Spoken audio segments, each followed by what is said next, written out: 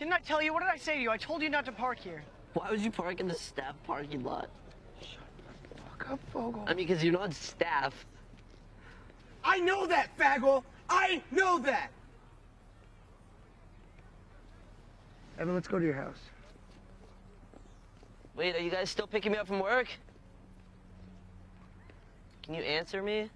Comedic gold. That is what this movie is, and that clip single-handedly shows that. But let me tell you why I fully believe Superbad is one of the best comedies of all time. And this is because of its simple and relatable story as well as comedic moments. See, this movie takes place at the end of high school right before everyone goes off and leaves for college. So at face value, it might seem very normal and basic, but it's deeper than that.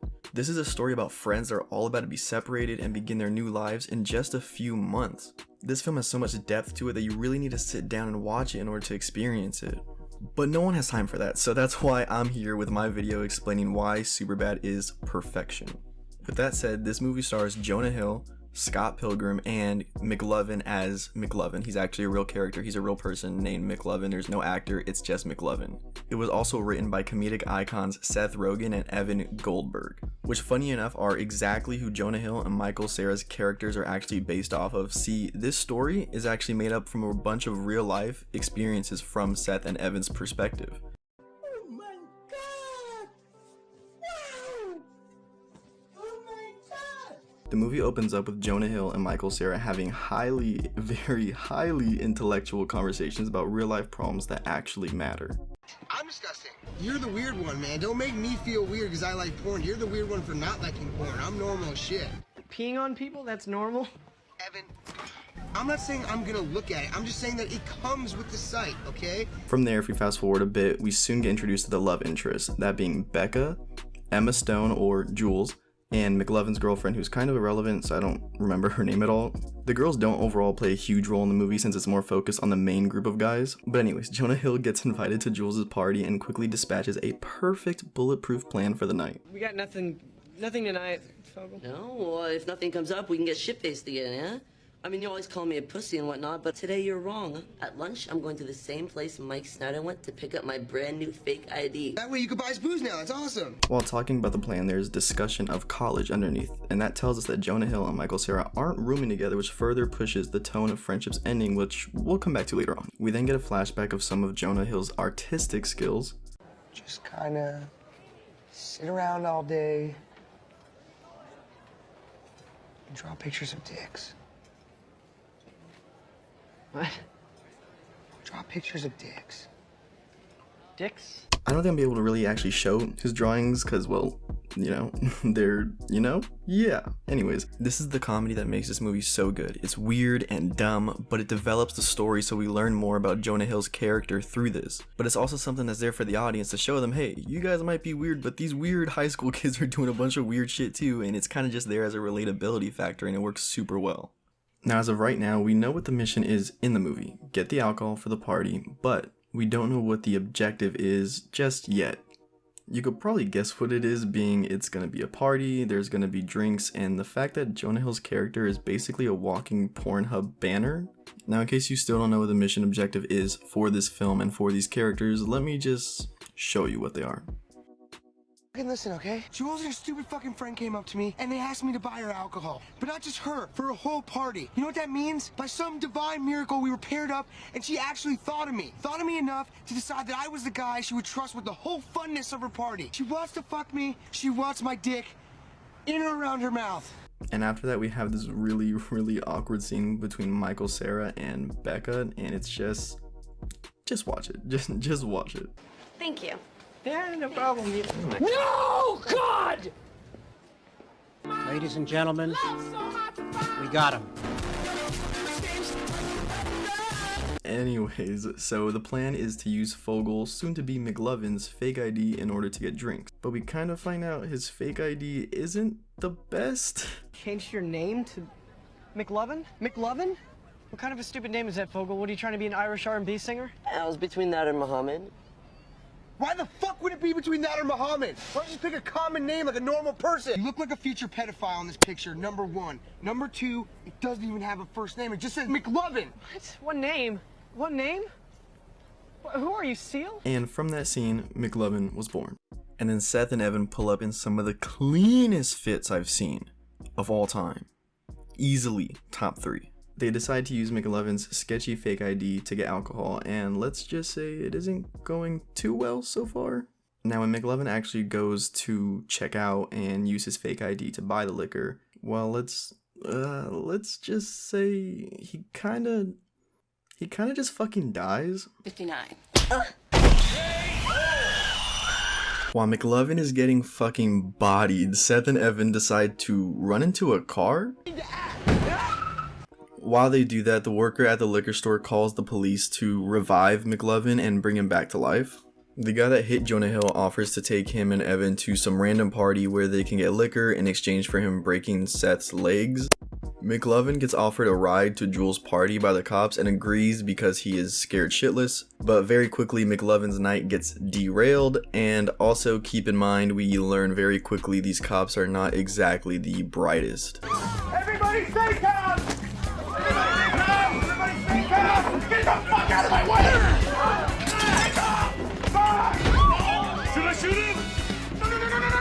No! Once Seth and Evan get to the party, the guy that brought them there quickly gets murdered. Chill, everyone just chill out. Truce, man. And then Seth and Evan get into an argument because obviously after seeing that guy get massacred, Evan wants to leave and is instead just going to tell Becca up front about how he feels. So he's all like, "It's time to stop. It's time to stop, okay? No more. Where the fuck are your parents?" and Seth obviously isn't on board with that plan and decides to stay in order to get the drinks to complete the mission like a true American hero. Then after our American hero dances with a girl, we find a weird stain on his pants. I'm pretty sure you can put 2 and 2 together. Also, quick pause, this scene of period blood on Seth's leg is actually a true story from Seth Rogen's high school life. Yeah, that's pretty gross. Anyway, we find out the cops take a real liking to McLovin as they get some drinks at the bar and exchange real, just valuable knowledge and information about each other's lives. It's not the going with the ladies I care about. It's the coming. I get it! While Seth is cleaning his stain in the basement of the house, he opens the fridge to reveal a gift from the gods, but immediately knows he can't actually hold all the beer bottles, so instead, like any other true American hero would, he pours out the laundry detergent and fills them up with beer instead. So that was really creative. In a different room, Evan is looking for a phone to call Becca. While he's on the phone with her, some drug addicts walk in to, well, do drugs, I guess. Yeah, but because they're on said drugs, they enslave Evan and force him to sing for them. While Evan is going all American Idol in the room, we come to find out that our baby boy Seth was actually dancing with the fiance to the guy that just murdered the other guy. Evan and the drug addicts run out to see Seth and the murderer arguing, then all hell breaks loose and Seth and Evan run away. Someone calls the cops, and you would not believe which cops get called in. While the cops and McLovin are on their way to the party, Seth and Evan get into an argument in the street. Now remember all those undertones of college and how Seth and Evan wouldn't be going to the same school, and all of that comes out in this argument. I didn't bail on you. We were supposed to go to college together, Evan. Since we were little kids, since elementary school, that's all we've ever talked about, was us going to college together, and you got into fucking Dartmouth. You're making me feel like I'm a bad guy. Like, what am I didn't do anything wrong. I got into a good school. How the fuck am I supposed to get into Dartmouth? You knew I couldn't get into Dartmouth. How fucking selfish are you? However, before that argument can be finished, Seth gets his body fucking destroyed again, and it just happens to be the cops with McLovin that hit him. The officers get out of the car to talk to Evan and see if Seth is dead or not. While the cops are talking, McLovin gets out and Evan starts a fucking marathon.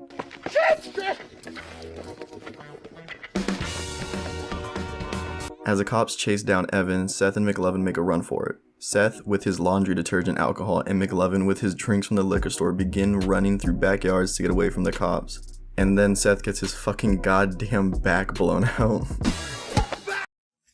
Guys, I think there's a dead body there. While all three are running, they run into each other and then they make way to Jules' party with all of the drinks. Right before they get into the party, it comes out that Seth and McLovin are actually rooming together in college, pushing even more on Seth feeling hurt over Evan leaving. Seth goes in and brings the drinks and everyone is happy and applauding him. Who the fuck is that?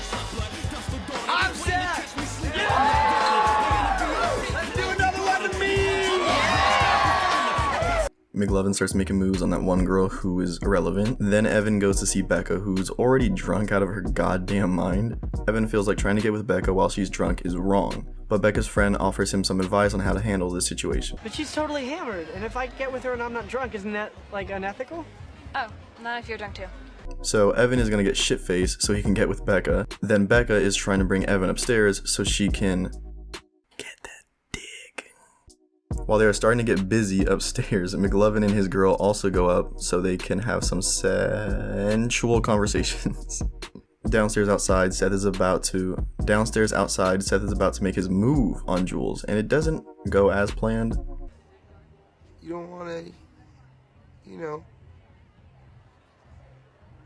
Not, right now.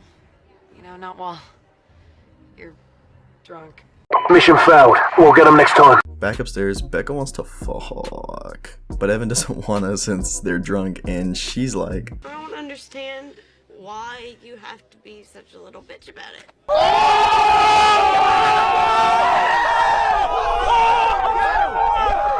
But while Becca's coming for Evan's fucking neck, she starts throwing up. McLovin's night is going well.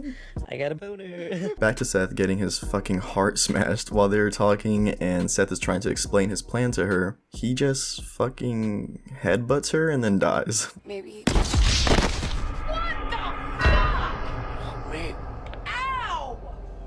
While Seth is dying on the floor, we get to see the same cops that were riding with McLovin get called in to break up Jules' party. Seth goes and grabs Evan like the true American hero that he is. The cops begin to tell everyone to leave and go upstairs to find McLovin with his girl, having sexual intercourse. Oh! Ew! Dude! What the fuck? And the officers are hurt by him leaving and running away from them. We then find out that this whole time the officers knew that McLovin wasn't McLovin, but because they liked McLovin and McLovin reminded them of themselves, they just wanted to show him that they could be fun and have a good time also. Just because they were cops doesn't mean anything. The party ends and McLovin and the cops repair the relationship by doing donuts and setting their car on fire. We cut back to Seth carrying Evan's dead, lifeless body. Evan then wakes up and they decide to go to Evan's house and have a sleepover there. During their sleepover, they have a really cool and honestly just a really dope, heartfelt moment between each other. No, don't be sorry. I should be sorry. I was being a dick. I was being a big dick to you. I love you. I love you, man. I love you. I love you. I'm not even embarrassed to say it. I love you. The next morning, they go to the mall. Seth is trying on some pants. Hey, Susan, are you gonna party tonight or no? After that, they run into Becca and Jules. Becca apologizes to Evan for almost throwing up on him, and Seth apologizes for smashing Jules' face in. After Jules makes a move and says for her and Seth to go off and for Becca and Evan to go do their own thing, the movie closes with a shot of Seth and Jules walking off together in the mall.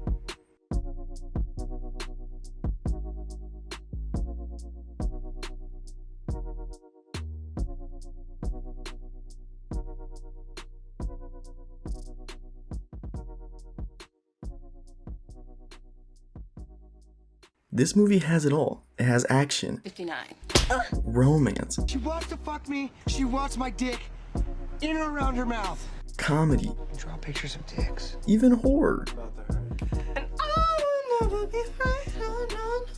This is a true coming-of-age story, not that Sundance Film Festival trash. Superbad is a movie that everyone should watch. It will teach you things, it will show you things, but even more, it'll make you feel things.